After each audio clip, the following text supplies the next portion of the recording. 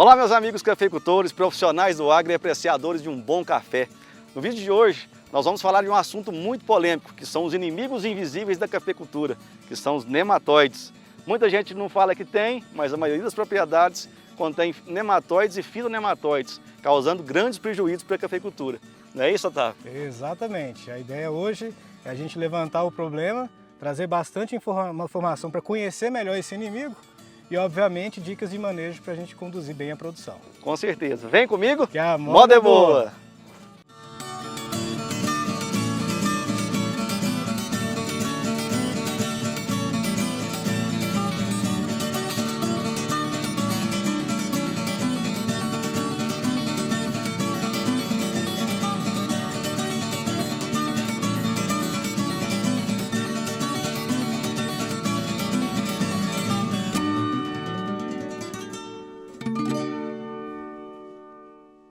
Bom, pessoal, desde 1727, quando a cafeicultura chegou aqui no Brasil, que o café é um dos grandes pilares da economia brasileira. E para nós aqui na região do Cerrado Mineiro não é diferente, né? Nesse momento de pandemia, o café tem se mostrado um excelente aliado à nossa economia de modo geral.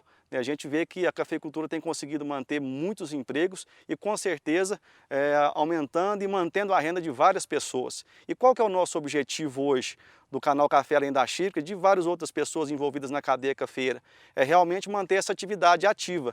E isso a gente faz, tem algumas formas que a gente pode contribuir para que isso aconteça, né? Tanto no âmbito econômico, trazendo uma gestão de qualidade para o produtor, quanto no âmbito agronômico também, né, Otávio? Exatamente. Trazendo manejos e, logicamente, situações que auxiliam o produtor a manter essa atividade em alta. Exatamente. Né? No âmbito fitossanitário, a gente tem um grande problema na cafeicultura hoje, como eu disse, que realmente poucos produtores gostam de falar sobre o assunto, que são os nematóides, mas a gente sabe que existem em grande parte das nossas fazendas, né, e hoje está causando um prejuízo imenso nas nossas propriedades. O objetivo nosso aqui hoje nada mais é do que trazer algumas informações para vocês desses fitonematóides que realmente causam prejuízo para a lavoura cafeeira e talvez trazer algum auxílio, alguma orientação que possa te ajudar a conduzir da melhor forma possível esse problema na sua lavoura. O nematóide é de fato um inimigo natural para o café. Exato. Né? A gente não consegue ver, mas nós vemos os sinais que o nematóide causa. E infelizmente acaba sendo um inimigo de fato. Por quê? Porque prejudica a produção. Infelizmente ainda nós temos poucos dados em relação a essa praga para o café. O que a gente sabe hoje é que em torno de 15 a 20% no Brasil compromete a produção. Aqui no Cerrado Mineiro chega a casos até de 40 a 45%. Então qual que é a ideia? A ideia é a gente levantar esses sintomas que a planta apresenta, porque se a planta apresenta sintomas já é um indicativo que nós precisamos entrar. Exatamente. E obviamente levantar aqui dicas de manejo, né? Como nessa lavoura aqui que a gente pode observar, né, Léo? Com certeza, Otávio. Essa é uma lavoura, pessoal, que é uma lavoura relativamente nova, ela está indo para a sexta safra, porém é uma lavoura café em cima de café, que é o que a gente fala. Né? Infelizmente não foi adotado o manejo necessário, que o que seria? Né? A gente sempre prega isso, é o repouso da área. Quando você tira uma lavoura de café velho, necessariamente você tem que descansar essa área, para que depois você possa implantar uma outra lavoura. A gente vê que o maior problema hoje causado por nematóides é exatamente isso, quando você tira uma lavoura velha e implanta uma lavoura nova em seguida. E isso até para variedades existentes. Né? A gente vai citar mais na frente que existem várias variedades hoje no mercado que são resistentes ou tolerantes a nematóides, mas mesmo assim o repousia é de extrema necessidade para que essa lavoura, né, seja bem conduzida e tenha uma longevidade maior durante o ciclo dela, né, Otávio? Vale lembrar que uma das principais estratégias que hoje nós temos para poder lidar com o nematóide é justamente tentar trazer para a cultura, para a área do talhão, plantas que não sejam hospedeiras, plantas nas quais o nematóide não consiga se multiplicar. Essa questão é muito séria. Por quê? Porque às vezes você tem uma área de renovação e aí você traz uma variedade resistente. Ok, a variedade ela carrega resistência. Só que se a área tiver com uma pressão muito grande de nematóide, a própria resistência da planta cai. Exatamente. Então a gente precisa priorizar esse manejo e olha, já vamos antecipar uma questão. Uma dica, manejo de nematóide não se faz sozinho, não tem uma tecnologia exclusiva. É um conjunto de manejo de tratos culturais para a gente poder lidar com essa situação. Quando eu comecei a mexer com a cafeicultura aqui na região, se via muitos trabalhos, né, falando sobre controle químico e em áreas de nematóide paranaense, o pessoal usando muito produto, uma bateria grande de produto químico. E, infelizmente, a gente não via resultado absolutamente nenhum. Ele é muito ineficiente perante a praga. Já é uma praga que existe, né, há milhares de anos nos nossos solos, está causando muito prejuízo e o controle químico sozinho, ele realmente não tem uma eficiência agronômica interessante. Então, tem vários outros tipos de maneiras que a gente pode estar agregando para o controle de nematóide. E partindo para esse sentido também, o que seria interessante a gente começar a discutir, Otávio? Existem vários nematóides, né? Fitonematóides para o nosso solo. Dentre eles, acho que os principais para a nossa região aqui, o mais agressivo seria o paranaense, realmente, né? Exato. Que ele foi trazido realmente para cá. O Meloidógena exígua. E hoje, o incógnita, que tem uma expressividade muito grande no Brasil, porém, para nós aqui ainda causa um prejuízo relativamente pequeno. Sim. E um outro nematóide que ele causa um dano indireto e pouca gente tem se preocupado com ele é o Pratylenchus brachiurus. Exatamente. Não é isso? Exatamente. E se você quiser falar um pouquinho mais dele.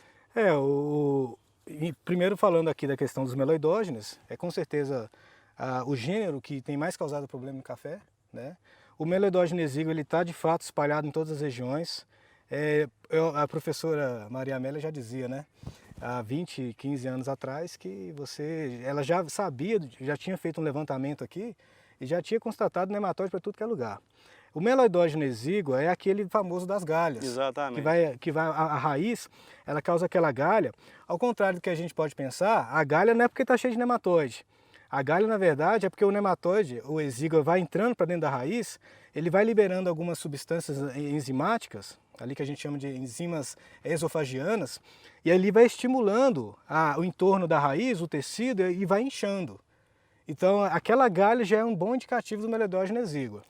E na prática, o que a gente visualiza nisso aí? Quando o produtor consegue saber isso aí? Muitas vezes a galha você não identifica de imediato no seu solo, quando você planta uma variedade já em cima de um solo com a população alta de nematóide. Você começa a sentir sintomas na lavoura. A gente vê muito produtor tratando lavouras aí com nematóide, achando que é sintoma de doença. Uma lavoura dessa aqui, por exemplo, uma lavoura extremamente carregada, porém ela já entregou o que ela tinha que entregar.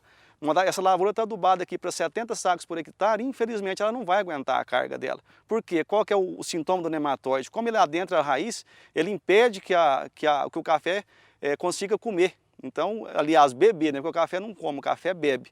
Então, tudo que a gente joga para ele aqui acaba sendo insuficiente. Esse é o grande prejuízo causado hoje pelo exíguo na nossa região. Exatamente. Esse sintoma de pescoçamento que a gente vê na lavoura, isso é um sintoma característico. Então, produtor, você começou a ver seca de rama na sua lavoura, o pescoçamento da lavoura propriamente dita, a gente tem que ter esse entendimento. O problema nosso, quase 100% das vezes, não está na parte aérea, está no pé do café, na parte radicular. E aí que entra realmente uma boa assessoria, uma boa condução dessa lavoura para que você possa tomar as providências cabíveis antes que a lavoura chegue num nível desse aqui, por exemplo. Uma lavoura extremamente carregada, muito bem adubada e infelizmente não vai conseguir manter o seu potencial para o próximo ano, né, Otávio? O nematóide ele aloja próximo aos tecidos vasculares, então dificulta muito a absorção de água e nutrientes pela planta. Esse seria praticamente o principal sintoma do meloidógeno exíguo. A gente pode lembrar também do paranaense incógnita, que apesar de ser mais raro, mas são os mais agressivos. Se tiver paranaense na área, vocês vão ver a planta praticamente definhando, morrendo mesmo. Exatamente. Então a planta do café ainda consegue tolerar o exíguo e levar até uma produção relativamente alta. Aqui a gente vê que realmente a pressão está muito alta, já associa também a própria variedade, que é muito mais suscetível, que é o mundo novo. E o Pratylenchus brachiurus, já entrando também nesse assunto, para a gente já poder fazer aqui um apanhado geral, ele é um nematóide que já começa a afetar as raízes, mas de outra forma, ele começa a lesionar as raízes. Entendi. Porque como ele tem um hábito migratório, ele não fica na raiz por muito tempo. Então ele sai e volta, sai e volta. E o que acontece? O Pratylenchus brachiurus, ele não reproduz muito bem no café, ao contrário do que a gente imagina. Né? Que o meloidógeno exíguo, ele consegue viver bem, ele é sedentário. A fêmea vive dentro do café, na raiz do café. O Pratylenchus brachiurus não, ele é migratório. Só que apesar da raiz do café ela não reproduzir bem o Pratylenchus brachiurus, a gramínea, ela reproduz. No caso, a braquiária. A braquiária. Esse é o grande problema também que a gente tem enxergado. poucas pessoas têm atinado para isso ainda, porque o Pratilengos brachyuris teoricamente não causa prejuízo direto para nós, né? O prejuízo dele é muito pouco, mas a lesão que ele causa no café, ele dá porta de entrada principalmente para a fusariose, que é um grande problema que nós temos tendo aqui hoje, e é um grande problema de identificação e qualificação da fusariose também, né? A gente vê que na literatura hoje, para a cafeicultura, a gente tem poucos parâmetros para isso, né, Otávio? Exato. Então está muito complicado e a gente tem que ter esse entendimento e essa sensibilidade na lavoura cafeira. Você bateu o olho no café, você começou, seja curioso, investigue. Se você não tem uma pessoa capaz de fazer isso para você, busque ajuda. Então, acho que é muito interessante. O Brachyuris hoje tem trazido esse dano indireto e é de extrema importância, gente. E nessas áreas de Pratilengos brachyuris, o que não pode ser feito? No caso, o plantio de braquiária. Porque ela é uma excelente reprodutora do Pratilengos, né? Exatamente. E isso é para todas as variedades? Não. A gente enxerga, por exemplo, Pacatuaí e Mundo Novo são extremamente sensíveis à fusariose. Então, para essas variedades, tem que se tomar muito cuidado. Variedades com sistema radicular mais agressivo, que é o caso do IPR-100, um arara, um paraíso, ele já tolera melhor esse tipo de nematóide e a pressão da fusariose. Mas para essas variedades, Catuaí e Mundo Novo, que é o que mais tem na nossa região ainda, realmente é um problema muito sério. A fusariose é um dos possíveis problemas ainda, né? Exato. Porque como a raiz ela fica muito lesionada, ali é porta de entrada para diversos micro-organismos. Vale lembrar o seguinte, nós somos aqui, certamente, nós trabalhamos muito com a ideia da parte biológica do solo também. Nós acreditamos que precisamos associar a química, física e biológica do solo. Com certeza. A maior parte dos micro-organismos do solo, mais de 80%, não são maléficas à planta, são benéficas. E até os próprios nematóides. A maior parte dos nematóides são de vida livre. Eles não causam problema na cultura. Mas o que a gente tem observado, sobretudo o Léo, com a experiência de campo, é que como nós temos desequilibrado o sistema, sobretudo com excessos de defensivos, herbicidas, nós temos causado um desequilíbrio no solo e todo desequilíbrio é um antecedente para a praga. Na verdade, a praga ela sai de um nível que é equilibrado, e começa a ter uma população tão alta que começa a gerar esse tipo de problema para a cultura. Com certeza. Isso aí, grande parte que a gente tem observado, principalmente por exígua, é o excesso de herbicida no solo, gente. O produtor, né, nós da cafeicultura, isso aí vem de tempos antigos, tem aquela necessidade danada de não ver mato na lavoura. Isso é extremamente prejudicial. A gente vê hoje que o sistema, como o Otávio disse, ele tem que estar em equilíbrio em todas as formas. Aí eu vou trabalhar com biológico, tudo bem. Mas para você trabalhar com biológico, você tem que dar condição para esse micro-organismo sobreviver na terra. Exato. Como é que eu vou trabalhar com biológico numa terra limpa? Exato. Né? Uma terra que não tem aeração, que não tem ventilação, que não tem água, que não tem microporo, não tem macroporo. Então temperatura altíssima. Então a gente tem que estruturar essa terra para receber esse biológico. Porque hoje está na moda, o biológico está na moda. É uma vertente realmente válida e nós temos que usar ela como ferramenta, mas nós temos que saber e ter esse discernimento de entender que o biológico ele tem que ter condição para ele se multiplicar na terra, né? Porque senão não tem sentido eu utilizar biológico. Apliquei o biológico, fiz uma aplicação de herbicida em cima, matei tudo o que eu tinha dentro do meu solo, então não faz sentido, né, Otávio? A gente tem que criar uma condição de solo que favoreça os micro-organismos. Então, incorporar matéria orgânica, né? Tem que levar matéria orgânica para o sistema. Vale lembrar uma coisa que eu li esses dias para trás, eu achei muito interessante. O solo em si, ele não é um ambiente favorável ao micro-organismo. Ele não é rico de nutrientes suficientes. Aonde que o micro-organismo fica alojado? Na rizosfera, que é aquela região que fica em torno da raiz. Entendo. Então, quanto mais raiz nós tivermos no sistema, mais atividade microbiológica nós teremos. Então, o que o Léo falou é com certeza o exemplo típico do que a gente precisa fazer.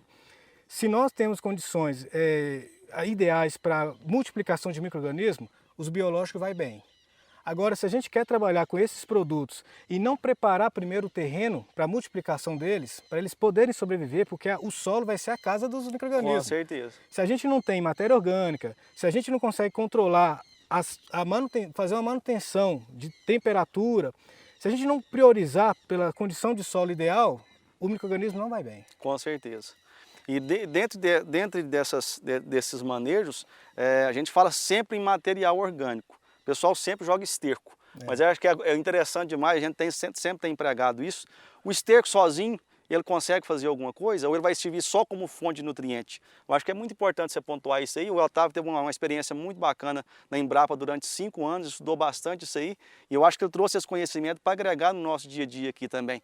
Os nossos consultados hoje já têm acesso, por exemplo, à compostagem, que é um processo, né, simples, teoricamente barato, tecnicamente barato e que consegue agregar um valor muito maior na questão do material orgânico, né, Otávio? Como é que funciona isso? Então, um dos manejos que a gente, até entrando nessa questão do manejo para nematóide, um dos manejos que nós temos hoje que é com certeza unânime é a matéria orgânica.